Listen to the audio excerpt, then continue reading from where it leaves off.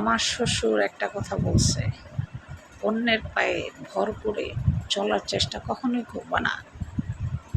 যতদিন বেঁচে থাকবা নিজের পায়ে ভর করে চলার চেষ্টা করবা, এতে উত্তম জীবন পরিচালিত করতে পারবা।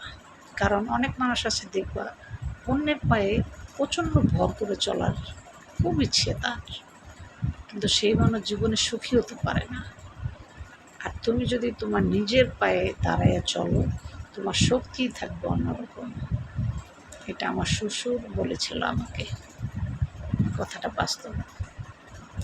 সবসময় নিজের পায়ে ভর করে চলার চেষ্টা করবেন, অন্যের পায়ে নয়। অন্যের পায়ে আপনি কয়দিন চলবেন বলেন? আর নিজের পায়ে সারা জীবন চলতে হবে।